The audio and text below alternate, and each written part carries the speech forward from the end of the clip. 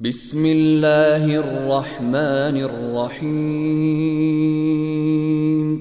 ويل للمطففين الذين إذا اكتالوا على الناس يستوفون وإذا كالوهم أو وزنوهم يخسرون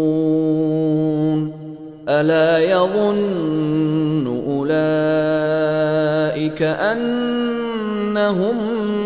مبعوثون ليوم عظيم يوم يقوم الناس لرب العالمين كلا إن كتاب الفجار لفي سجين وما أدراك ما سجين كتاب مرقوم ويل يومئذ للمكذبين الذين يكذبون بيوم الدين وما يكذب به إلا كل معتد أثيم إذا تتلى عليه آياتنا قال أساطير الأولين كلا بل ران على قلوبهم ما كانوا يكسبون كلا إنهم عن ربهم يومئذ لمحجوبون ثم إنهم لصالو الجحيم ثم يقال هذا الذي كنتم به تكذبون كلا إن كتاب الأبرار لفي عليين وما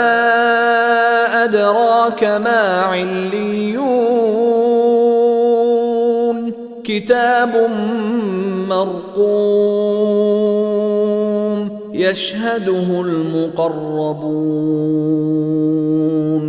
إن الأبرار لفي نعيم على الأرائك ينظرون تعرف في وجوههم نضرة النعيم يسقون من رحيق مختوم ختامه مسك وفي ذلك فليتنافس المتنافسون ومزاجه من تسنيم عينا يشرب بها المقربون إن الذين أجرموا كانوا من الذين آمنوا يضحكون وإذا مروا بهم يتغامزون وإذا انقلبوا إلى أهلهم انقلبوا فكهين وإذا رأوهم قالوا إن هؤلاء لضالون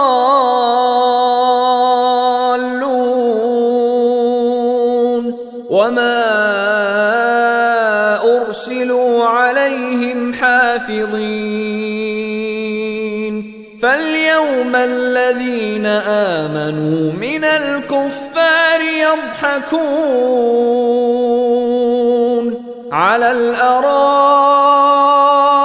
ينظرون هل ثوب الكفار ما كانوا يفعلون